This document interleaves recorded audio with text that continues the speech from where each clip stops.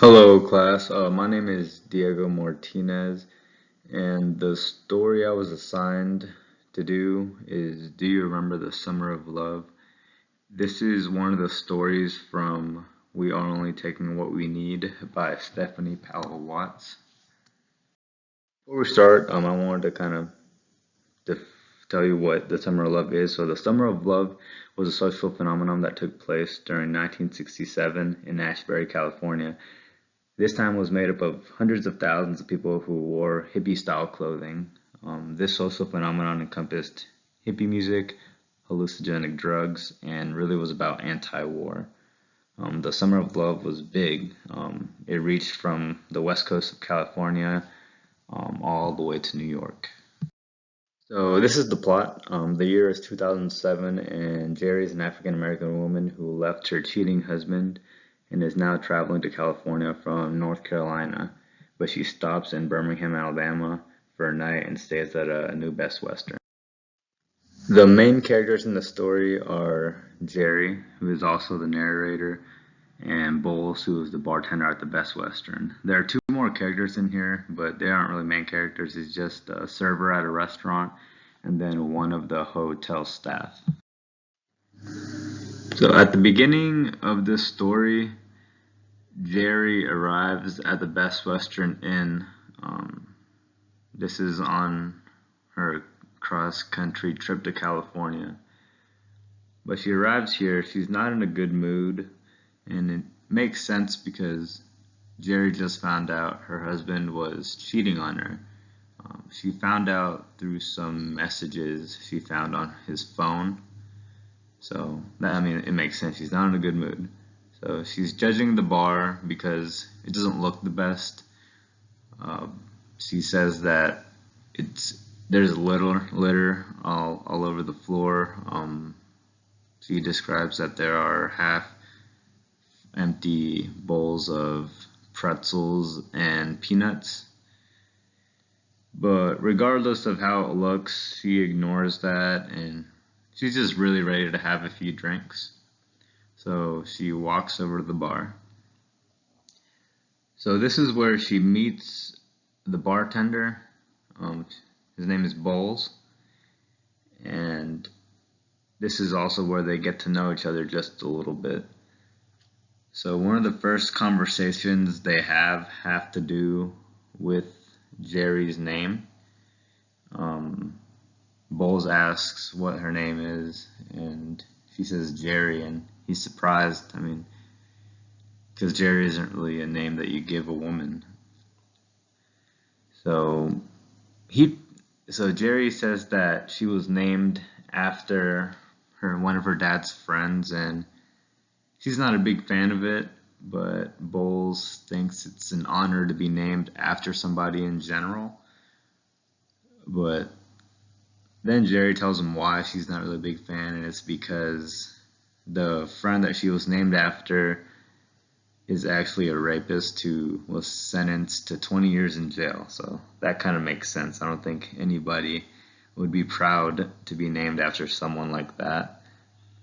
And in this part of the story, we also find out that Jerry is the more curious one. She's more curious and about things in general, and Bowles is not. And we can kind of see this when Jerry asks what Bowles' name would be if it wasn't Bowles, and Bowles simply replies, "My name is Bowles." You know, so he hasn't really thought about that much. He just knows his name is Bowles, and that is that. But after this, she's already had a few drinks, so she decides to head over to her room and she falls asleep. So later on, we don't really know how long she was asleep, but Jerry is woken up by Bowles knocking on the door, and she is confused why he's there. And we could tell this because when he knocks on the door, Jerry says, "Yeah." And Bowles says, "It's Bowles." And she replies to that by saying, "What? What do you want?" And what Bowles wanted right here is he wanted to take her out to eat at a restaurant called Papa's. So Jerry decides to go eat with Bowles at Papa's, so she gets ready and they go. But she already realizes that there's something off about Bowles. And we kind of tell this when she tells Bowles she's buying her own food. And Bowles kind of just shrugs it off and says, okay, that's fine. Um, but yeah. But after eating, they aren't done eating, but they're almost done eating. Bowles asks what they want to do next, and Jerry's surprised at this because she had to consider that they would be spending the rest of the day together. And that makes sense because complete stranger already thinks he's weird, so that makes sense. But they don't end up doing anything. They end up staying in the restaurant for a little bit longer and talking. And this is where we find out a big part. We find out that she actually cheated on her husband early in the relationship, and this kind of changed the trajectory of their entire relationship and kind of is the reason why she's where she's at now. Um, and then later on, um, during the conversation, Bowles places his hand over Jerry's, and Jerry tries to move it but can't. And at this point, she's completely aware of what's going on. So she asks Bowles to go home, and so they do. They go back to the Best Western, and when they arrive, Jerry's just really trying to get out of there. Like, she just wants to go in her room. And Bowles asked, "What are you rushing around for?" And for some reason, she waits, and she wishes she hadn't. She wonders why she was waiting. So next, Bowles asks to come up with her, and she obviously curves that and says, she doesn't say no, but like she doesn't let him. So after that, Jerry gets to the elevator and she feels alone and scared, obviously. She's thinking, like, what if Bowles is on his way up to my room right now?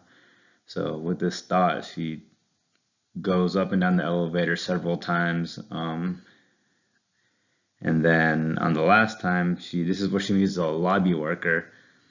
And he asks if she's okay. She says yes, no, yes, no. And finally she says yes. And this is the end of the story right here. So um, pretty sad. This, like, simply put, this is a story about a woman just kind of making her way around a man trying to initiate something that she doesn't want. So the themes and symbolism that I found in the story were these. So the themes: no one is safe from loneliness, stranger danger, because she met a stranger and obviously he ended up trying to do something that she didn't want, and obviously no one to say no because she didn't do that. She didn't say no when she should have said no. And then symbolism, if we read closely, we can see that her life, or I guess her life in this part, in this story, is comparable to one of her opening words in the story. Complimentary, that means free, without cost, except nothing is free. To get drinks, you have to spend some time in the dark. And you can compare that to this story because, I mean, this is obviously one of the darker times in her life and something that she isn't enjoying. So my thoughts about the story is I enjoyed the story. The word usage in the story had a lot to do with that because I could see what was happening in kind of like a mental movie. I think Jerry is a great character and she was given a good backstory as to why she was doing what she was doing. And as I read back through the story several times, just trying to like really understand it, I could keep finding new interesting things, and it kept on strengthening my understanding of the story. But I also liked this story because it was about something realistic and something that could actually happen in this world. So that's that right there. I enjoyed the story, and thank you for listening.